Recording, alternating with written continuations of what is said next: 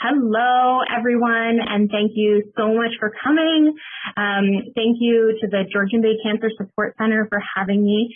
I am thrilled today to share a little bit about food and nutrition and share my knowledge about something that I'm really passionate about. So to get us going here today, we are going to begin. I'm going to tell you a little bit about myself so you know who's talking to you. And then I'll answer one of the most common questions that I get, the difference between a dietitian and a nutritionist.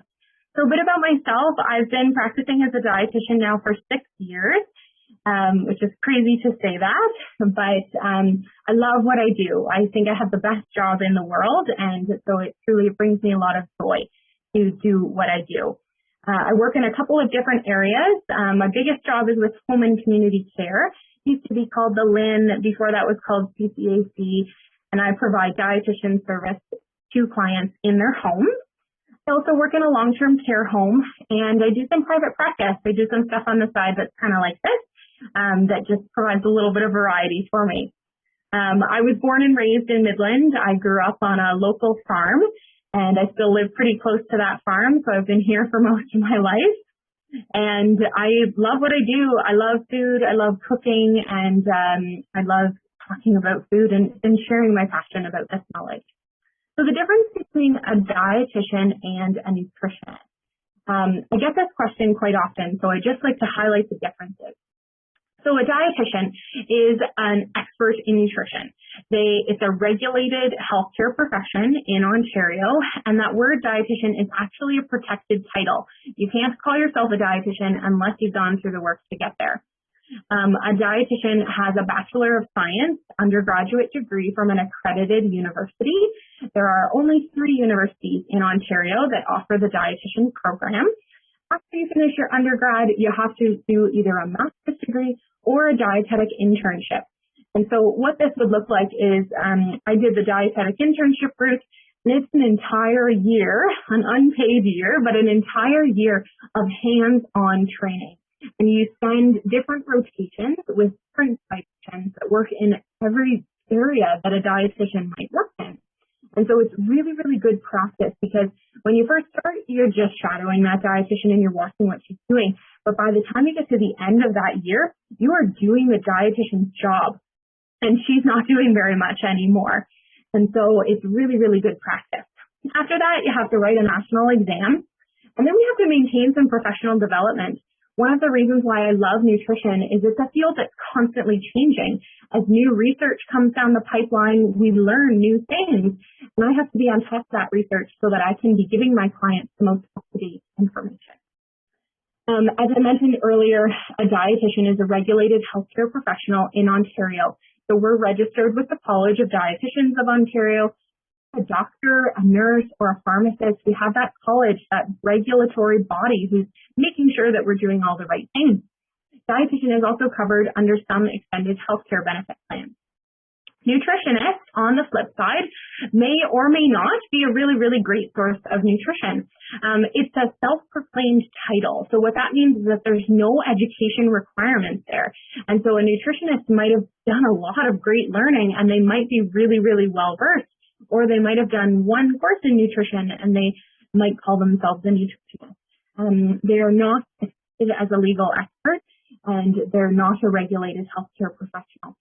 So what I encourage is that if you are getting information from a nutritionist, to just take a second glance, just ask the questions to make sure that you're getting credible information. In this day and age, all of us read a lot on the internet, and there's a lot of information out there on the internet. And so I'll encourage, if you're reading information about nutrition, see who wrote that article. Was it a dietitian? You know that you can trust that.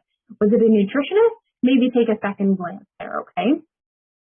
Okay, so our agenda for today, for what we're going to chat about, we're going to start by talking about malnutrition and protein. And then we're going to go through a couple of sample menus. We're going to talk about taste changes, sugar, some nutrition tips, and then I'll conclude with how to access a dietitian. So malnutrition. Malnutrition can occur if you are eating less than your body needs, if you are eating the wrong kinds of foods, or if your body is unable to digest and absorb that food. Malnutrition can be caused by the type of cancer we have, by cancer treatment, or by hospital stay or anxiety, depression. While there are many factors that can lead to weight loss during cancer treatment, weight loss should not be considered an expected outcome of cancer or cancer treatment. There are things we can do to help optimize our nutritional health and weight maintenance through this process. And it's important for our health if we have cancer to eat well before, during, and after that treatment. So some of the symptoms of what malnutrition might look like. It could look like poor appetite if we are eating less than usual or maybe not eating in between meals. It could look like unexplained weight loss or unplanned weight loss. Even a small amount, like 3 or 4 kilograms, which would be 7 to 8 pounds, can be a concern.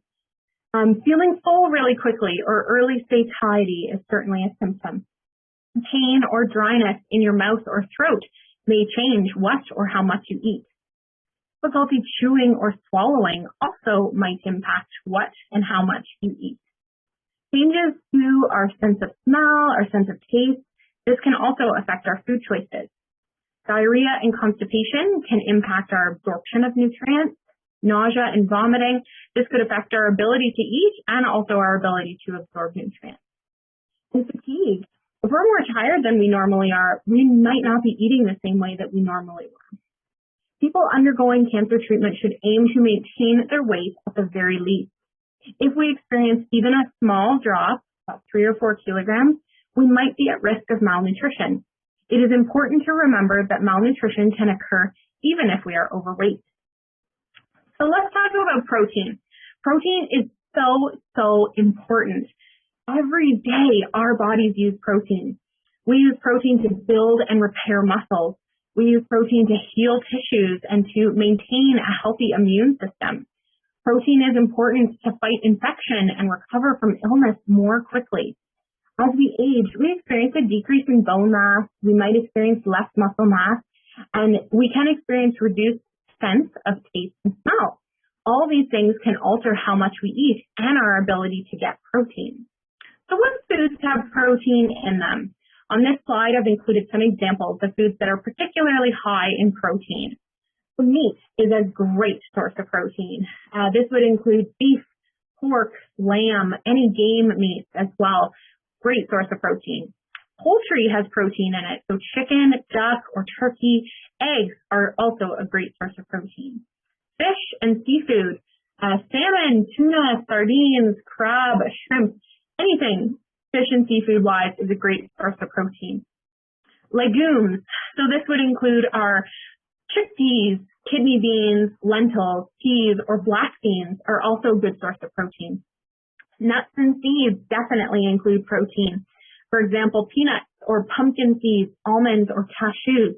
Also, their nut butters, if you like peanut butter or almond butter, that's also going to contain good protein. Milk, cheese, and yogurt. So cow's milk in particular, also soy milk contains good source of protein. Cottage cheese is a great one if you like cottage cheese. Greek yogurt contains more protein than a regular yogurt. Tofu is also a great source of protein if you're a tofu fan. So how much? Protein requirements vary from person to person. So a base amount, as long as you don't have any outlying health conditions that might cause you to need less protein, for example, kidney disease, would be about 0.8 grams of protein per kilogram of body weight per day. However, if you are undergoing treatment, for example, chemo or radiation, we need a little bit more protein. And so we want to aim for between 1.2 to 2 grams of protein per kilogram of body weight per day. If you have recently had surgery, you need to gain a little bit different amount of protein there. So aiming for between 1 to 1.5 grams of protein per kilogram of body weight per day is a good rule of thumb.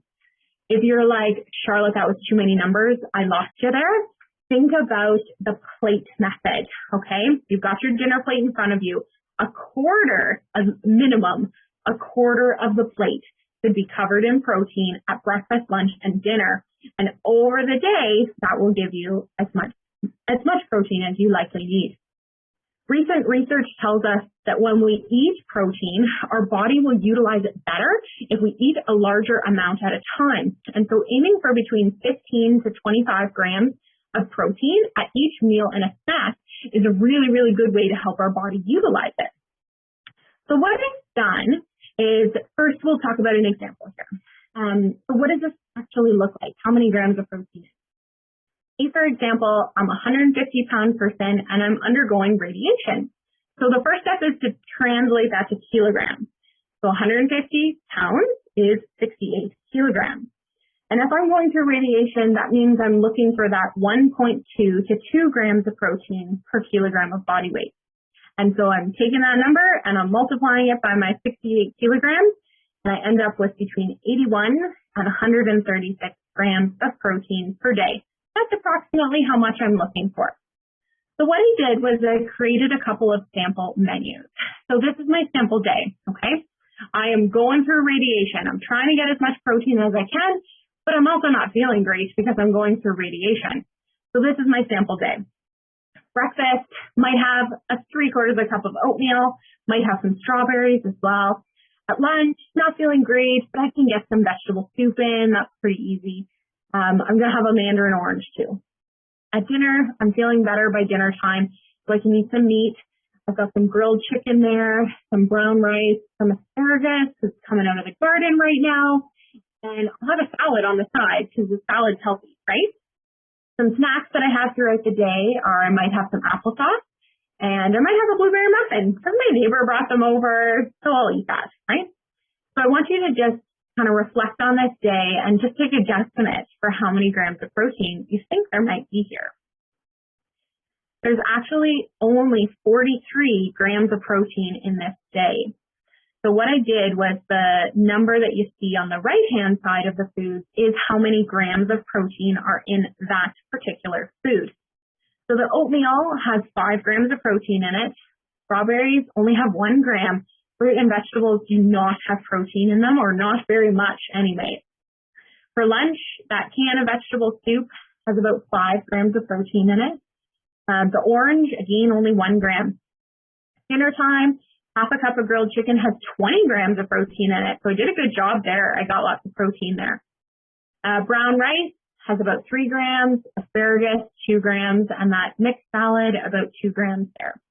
My snacks, applesauce only has 1 gram, and that blueberry muffin only has 3 grams. So now I went and I talked to a dietitian, and I thought, okay, I'm going to increase my protein intake because I know that's good. I know I'm not getting enough as I'm going through radiation. So now this is another sample day after I've done that. So I'm still going to have oatmeal for breakfast because I like oatmeal, but instead of cooking it in water, I'm going to cook it in 1 cup of cow's milk instead, okay? I'm going to add a half a cup of Greek yogurt and mix it in with that oatmeal. And then I'm going to sprinkle some almonds on top of it. At lunch, I still want the vegetable soup because I like it, but I'm going to have a smaller portion. I'm just going to have a half a cup instead so that I have room to have a half a tuna sandwich as well. And I'll still have my orange. For dinner, I'm going to still have that chicken because we know that was a good source of protein. I'll still have my brown rice. I'll still have my asparagus. But instead of that lettuce salad, I'm going to switch it up and I'm going to have a mixed bean salad with some chunks of cheese thrown in there instead. I'm going to have my blueberry muffin. The neighbor still brought them over. I still got to eat them. But instead of the applesauce, I'm going to have an entree mac instead. Again, I want you to reflect on this day and just take a guesstimate for how many grams of protein you think might be here. There's actually 103 grams of protein in this day. Again, the grams of protein is beside the food, so you can see where the protein is coming from. So that cup of cow's milk has 9 grams of protein in it. And so by cooking my oatmeal in that, I have effectively increased the protein at that meal. The Greek yogurt has 10 grams of protein in it, and some almonds have 7 grams. Breakfast just got a lot better there. At lunchtime, we know the vegetable soup, but that tuna sandwich has about 10 grams of protein in it. So that was a good option there. At supper time, we know the chicken has good source of protein, the brown rice, the asparagus, but that mixed bean salad with cheese has 10 grams of protein instead. So we really bumped up the protein there too. Ensure Max has 20 grams of protein in it. And so just by effectively replacing a snack, we really helped increase the protein there as well, okay? So taste changes. Let's talk about taste changes. The biggest thing that I will recommend here is to avoid what doesn't taste right, okay? If you are craving your favorite food, but it's the day right after chemo and things are just not tasting the way that they're supposed to, it might not be your favorite food for very much longer if you consume it. And so definitely avoid what doesn't taste right. Lots of people complain about a metallic taste. And so if we can try to remove the metal from food preparation and eating, it can be helpful. So some people find that using plastic utensils instead of metal utensils is a really helpful option. Try cooking in glass as opposed to cooking in a metal pot or a pan. Thinking about canned vegetables, if you buy canned vegetables, they come in a metal can. And so try either fresh or frozen that are not in a metal can to help with that metallic taste. Same with a can of soup. It comes in that metal can. Try a dried soup mix or a kind of soup that comes in a jar or a bag instead. Alternate different tasting foods when you're eating throughout the meal. And so it's supper time, you got your meat, potatoes, and vegetables on the plate. Take a bite of the meat, take a bite of the vegetables, take a bite of the potatoes. Try to change it up so that you're helping to stimulate those taste buds. Get some good ventilation in the kitchen. Open the window, turn the fan on, or better yet, cook outdoors, cook on the barbecue, or use the microwave to help minimize those kind of funky smells while things are being cooked. Even for eating, sit by an open window for good ventilation so that you're not smelling that kind of. Mouth care is super, super important, whether we're experiencing taste changes or not, but brushing our teeth and tongue multiple times throughout the day can be helpful to help stimulate those taste buds. Some people find rinsing their mouth throughout the day, and especially prior to eating a meal or a snack, can also help stimulate the taste buds. So some ideas for some things to rinse your mouth with might be just cool water with some flavoring in it, cucumber or lemon or lime or mint. Some people find salted water, so just 1/8 of a teaspoon of salt in a cup of water, give that a shot. Some people find the bubbles really help stimulate things, and so try doing a little gargle with club soda or ginger ale or a flavored carbonated water. If you have a prescribed medicated mouth rinse from your doctor, then go to town. Absolutely use that. You could try baking soda. 1/4 of a teaspoon of baking soda mixed with a cup of water might help to neutralize things before you start eating. Some people find sour tasting foods, so lemonade, cranberry or orange juice, sour cream, pickles, plain yogurt, or grapefruit might all be some options to help stimulate a little bit of that. So sometimes when we're experiencing taste changes, things tend to taste sweet. If you enjoy that, if it's going well, then that's great. Let's utilize that. Sprinkle sugar on food. Enjoy cake. Put some icing on the cake. Have cookies. Have ice cream. Snack on marshmallows throughout the day. Eat the yogurt that has the fruit in it and has the flavoring in it. Have a fruit cocktail that is packed in syrup as opposed to packed in water. Have pancakes and waffles and put syrup on top of them. Enjoy chocolate milk and pudding. Utilize those things. If it's tasting good, that's okay. Do that. If foods taste too sweet and you don't like that sweet taste, then try diluting fluids where you can. You could add water, milk, soda water, tonic water, or ice to beverages to help dilute that a little bit. You can try adding a pinch of salt to help decrease sweetness. This is a really, really good one. I have a lot of clients tell me that Boost and Ensure and those nutrition supplement drinks, they just taste too sweet. Put a little dash of salt in it because it's really going to help to ease off the sweetness there.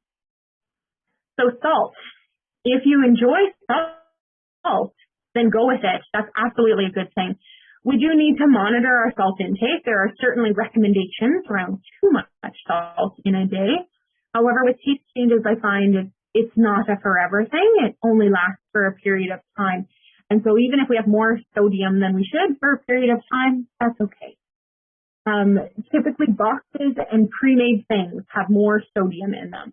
And so skip making it at home from scratch and buy a pre-made version of it because it's going to have more salt in it that way.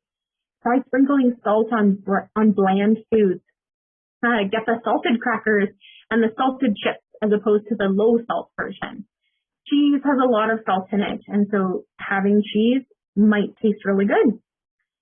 Put some gravy, some seasoning on those mashed potatoes. The pre-seasoned rice, so the kind that's already flavored, that has more salt in it. Pickles and olives, those canned things, they absolutely have salt in them, and so if those taste good, go to town with those. Same with salted nuts or snack foods, bacon or ham, all those things are salty. If you enjoy that, eat those things because they might taste really good. If foods taste too salty, then go back that shift to the lower sodium version of foods. Make foods at home from scratch as opposed to buying the pre-made version. The same, add sugar to a really salty thing and it won't taste as salty. Instead of using salt as a seasoning in your cooking, you could use herbs or seasonings. So thinking about any herb or seasoning under the sun, truly, but thyme, parsley, oregano, basil, garlic, ginger, cinnamon, lemon pepper, all those things are really good. If foods taste really bitter, try marinating meat, chicken, or fish in sauces, dressings, and juices. So use marinades such as lemon juice, sweet and sour sauce, wine, teriyaki or soy sauce, Italian dressing, or barbecue sauce. That might help with that bitter taste thing. If things taste metallic, so some people find that metallic foods tend to be red meat, coffee, and chocolate are the most common ones. And so trying to have those foods at cold or room temperature might certainly be an option. For meat and poultry, try putting something that doesn't come out of a can on top of it. So applesauce, cranberry sauce, mint jelly, red pepper jelly. Or if meat is just tasting too metallic, can't do meat, think about alternative protein sources. Eggs, peanut butter, custard, pudding, beans, milkshakes, cheese, yogurt, or some sliced cold meat. Minimize strong odors can also be a really, really good one. So again, eating foods that are cold or at room temperature and thinking about mild tasting foods. So maybe it's plain steamed rice with some butter on it. Maybe it's just vanilla pudding, milk, tofu. Tofu literally has no flavor to it until you add some flavor to it. So it's a really plain food. Unsalted crackers, plain noodles with butter, mashed potatoes with butter and milk. Think about those plain foods. That can often be really helpful. Some other suggestions are to focus on the color, texture, smell, and taste memory of the food. The food might not physically taste good in that moment in time, but there are so many other things on that plate that we might be able to enjoy about it. That's what I want you to think about instead. Consider your social surroundings. Some people find it really helpful to eat at home before going out to a social event, whereas others might enjoy talking to friends and family while they eat, and that might be a little bit of a better process there. Consider food as a medicine versus pleasure. For this period, while taste changes are at their worst. So this can be a really tough one because food is a huge source of pleasure for a lot of us. But truly, think about it as a medication. You have to take your pills. Well, you have to eat your dinner, right? Smoking and alcohol will certainly make those taste changes worse, so try to avoid those if you can. Mindless eating can also be a great way of going about it. So that distraction technique. Eat a meal while you're watching TV or while you're having a conversation with somebody or while you're reading a book, because then you're not necessarily thinking about what is on the plate and what you're eating at that time. So let's talk a little bit about sugar. So probably one of the most common questions or myths out there is that sugar feeds cancer. So there is still a lot of research being done to investigate this relationship. Sugar comes in many different forms, but the simplest form is a single molecule called glucose. All cells, including cancer cells, use glucose as their main source of energy. Glucose comes from healthy foods like fruit, vegetables, whole grains, dairy products. It also comes from not as healthy foods, such as refined carbohydrates, added sugars, white breads, sweets, and sugar-sweetened beverages. There is an idea that sugar or glucose could fuel the growth of cancer cells. This may cause some people to avoid carbohydrate-containing foods. However, remember that all cells need glucose and use glucose as their main source of energy. This means that if we restrict carbohydrates, we could actually starve our cells. This means that our body will get energy from somewhere else. We might start breaking down our fat stores or our protein stores. If our body starts using protein as its main source of energy, it can lead to muscle loss and even malnutrition. Restricting carbohydrates can cause unintentional weight loss and can impact our ability to tolerate cancer treatment. Currently, there are no randomized control trials that shows that sugar causes cancer. However, there is an indirect link between sugar and cancer. Eating a lot of high sugar foods, for example, cake, cookies, sugar-sweetened beverages, can contribute to excess caloric intake. This might cause weight gain and excess body fat. Research has linked obesity with an increased risk of cancer. So today we're going to talk about added sugars and naturally occurring sugars and how to tell the difference between the two and how to read the nutrition labels to know what has added sugar and what does not. So this is my example. This is a juice box that I happen to have here in my hand. It is a real juice box. My mom brought this back on a trip from India a number of years ago, and I have used it ever since because it's a really, really great teaching tool. So whenever I'm looking at a nutrition facts table, I am always, you need to start by looking at the top of the label to see what the serving size is. So for this juice box, the serving size is 100 ml. But I can see from the front of the package that the actual size of this juice box is 200 ml. So that means I'm doubling the numbers that I'm seeing here. So I'm looking to what is circled in red on the screen there. This juice box is really unique because it differentiates between natural fruit sugars and added sugar. That's something that is not on nutrition labels in Canada yet, but it's something that's really, really useful when we're looking at a nutrition label. So because the serving size is doubled, what I'm doing is I'm doubling the numbers that I see here, okay? So natural fruit sugar, there's about 7 grams in this juice box. Whereas added sugar, there's closer to 24 grams of added sugar in this very small juice box. So what does a gram of added sugar look like? 4 grams of added sugar is equivalent to 1 teaspoon, okay? So what that means is that there's almost 6 teaspoons of added sugar into this very small juice box. Just let that resonate for a second. It's mango juice. Mango naturally contains sugar. Why do we have to add sugar to this product? That's what I want you to think about. So in Canada, how do we tell if a food has added sugar or if it's okay because it's only naturally occurring sugar? The first step is to know what foods naturally contain sugar. So there are 3 categories here. Fruit and vegetables naturally contain sugar. Milk, cow's milk, and yogurt naturally contain sugar. Whole grains also contain a small amount of naturally occurring sugar. So the sugar that comes from these foods is okay. That's a good kind of sugar because it grew out of the ground that way or it came from the cow. That's 100% okay, all right? Now, this is a container of Greek yogurt, nutrition label here.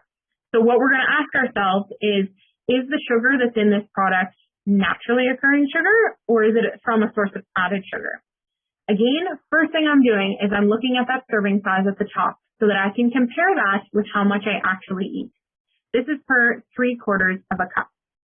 I've circled in red where I want you to look next. So for 3/4 of a cup, this Greek yogurt has 5 grams of sugar. Now, again, I'll ask the question, is that sugar naturally occurring sugar or is that sugar added sugar? How do we tell when we're looking at a label in Canada? The answer to that question is look to the ingredient list. So it's circled there at the bottom of the screen in red. There are 2 ingredients in this yogurt, skim milk and bacteria culture. Skim milk and bacteria culture, neither of those are sources of added sugar. So that means that the 5 grams of sugar that are in this yogurt are coming from the skim milk, which is naturally occurring sugar. So that's a good option. This is a plain Greek yogurt, for those of you who are wondering. Now, sugar has more than one name. When we're looking at a food product, it might not just say sugar. It might say brown sugar. It might say corn syrup. It might say dextrose or fructose or honey or organic cane sugar. They get really sneaky with what they call it. And so really looking at this kind of list in general, and when you're reading an ingredient list, you just want to make sure you're doing that double take to, if it doesn't say sugar, what are my other sources of added sugar? So how much? Too much. The Heart and Stroke Foundation recommends that sugar intake be less than 5% and no more than 10% of your daily calories.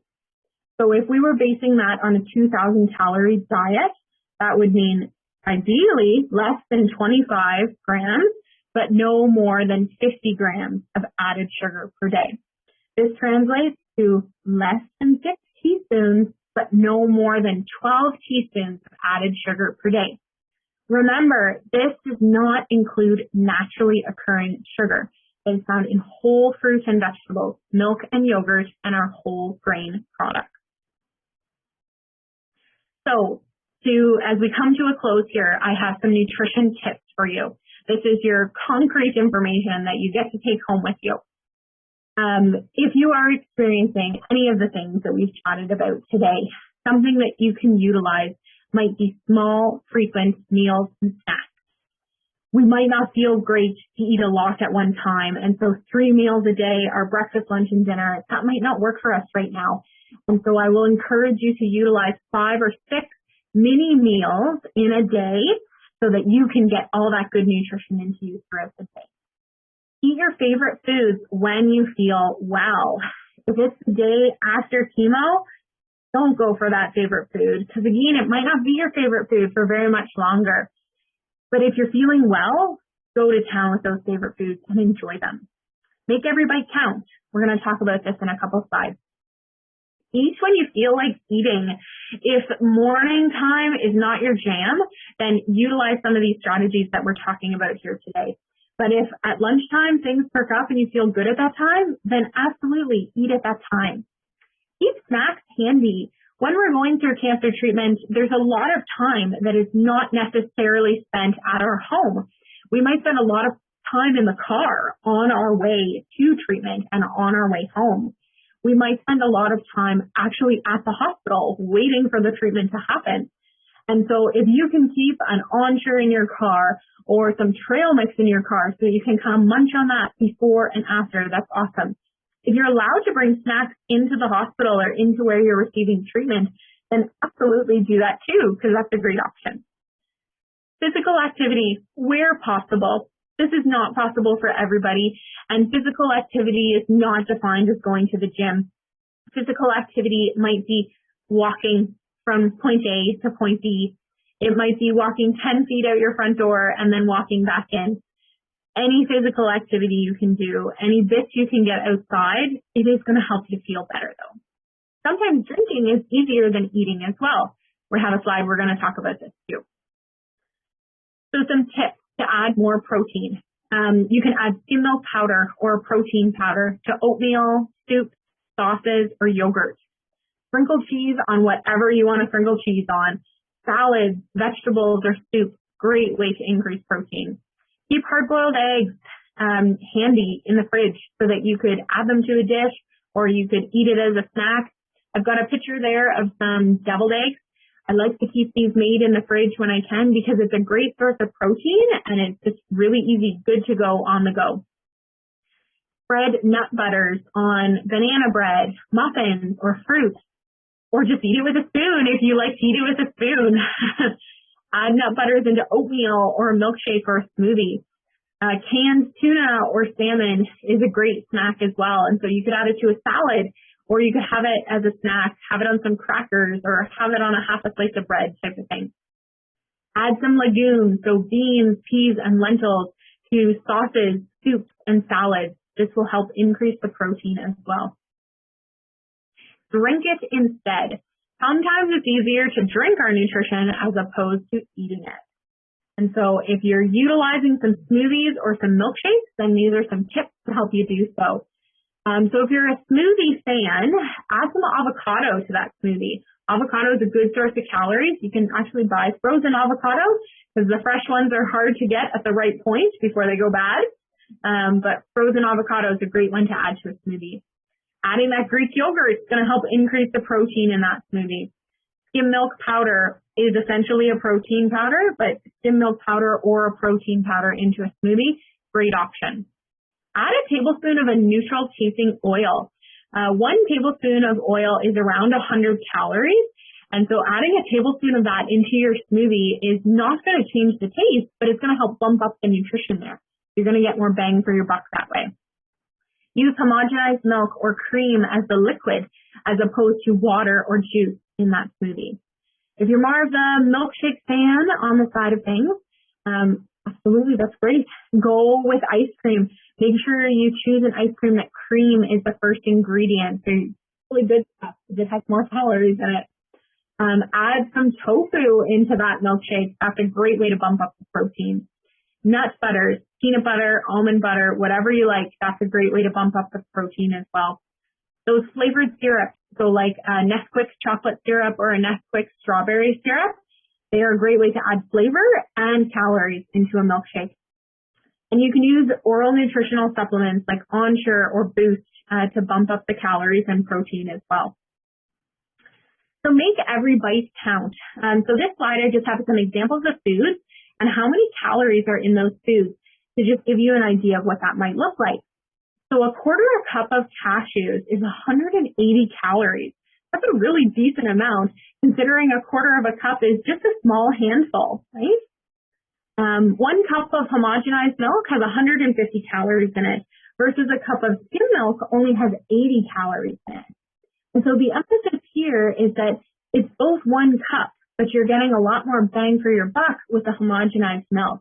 It's not necessarily about trying to eat more because we can't always eat more, but how can we revamp what is on our plate or in our glass so that we can get more nutrition from it? If you're not a dairy fan and you choose like a milk alternative instead, the comparison here would be 1 cup of almond milk only has 35 calories in it versus a cup of soy milk has 100 calories in it.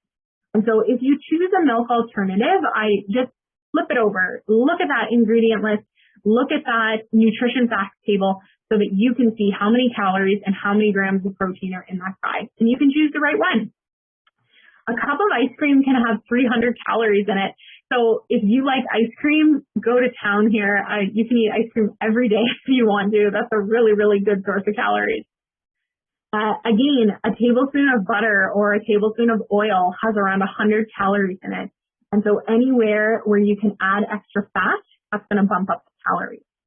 A half an avocado has 115 calories. So again, good option here.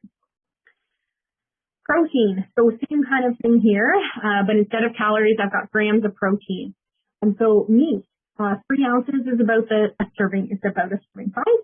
It's about the size of a deck of cards to give you an idea. 3 ounces of meat is 25 grams of protein. That's a really good amount.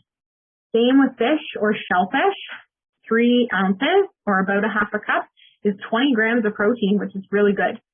Beans and legumes, so half a cup is 8 grams. There is a little bit less here, but there is certainly still protein in it. Tofu, firm tofu has more protein than soft tofu, but firm tofu, a half a cup is 20 grams, so it's a really, really good source of protein. 1 egg has 5 grams of protein in it. A half a cup of cottage cheese has 16 grams of protein in it. If you like cottage cheese, go to town. It's a great snack. A comparison between regular yogurt and Greek yogurt. So for 3/4 of a cup, Greek yogurt has 15 grams of protein, whereas regular yogurt only has 8 grams. So a little bit less there. If you like Greek, that's a great way to go. A 1/4 cup of nuts, 8 grams of protein. 1/4 cup of seeds, 10 grams of protein. 2 tablespoons of peanut butter, 8 grams of protein. Every little bit counts. We talked a little bit about sugar and added versus naturally occurring sugars. And if this is something that you are trying to work on in your life to help decrease the amount of added sugar you have, get really good at looking at those labels, look at the ingredient list, and try to choose foods that have no added sugar in them. This is not always possible. Some foods absolutely have added sugar in them. And so if you choose a food that has added sugar in it, try to avoid it in the top 5 ingredients. The order of ingredients is listed from the heaviest to the lightest. And so the closer to the beginning of that ingredient list means there's going to be more of that in that food. So if it has sugar in it, try to get it later in the list, because that means there's going to be less in whatever that food is. If you need help, reach out, okay? A dietitian is something that is easily accessible if you are going through cancer treatment or anywhere along this journey. There is a lot of different options here. Our local North Simcoe Family Health Team, or our FIT, most family physicians in the Midland and Penetanguishene area now are part of the family health team. And there are a number of dietitians working there. It's free. You don't need a referral from your doctor. You just need to call the family health team and say, hey, my doctor is so-and-so. Can I have an appointment with a dietitian? And then they'll set it up for you. Home and community care used to be called the LIN. Before that was called CCAC. This is also covered by OHIP. So if you already have home care services coming into your home, maybe you have a nurse that's coming to look at your PICC line, or maybe you have a PSW that's coming out to help you out, you can ask your home care provider for a referral to a home care dietitian. And if you live in Midland and Penetanguishene, it'll be me who comes and sees you. If you don't, you can call home and community care directly, and you can ask if you are eligible for home care services. Your family doctor can also do a referral to home care as well. I put the phone number there. In Ontario, we have a telehealth dietitian, which is a toll-free number, so anybody can call and ask any questions to a dietitian. Very often, the hospital where you are receiving treatment has a dietitian that works in that cancer ward. And so ask to speak to a dietitian while you are receiving treatment. This is a great option as well. There are also private practice dietitians out there. This is not free. It's a fee for service.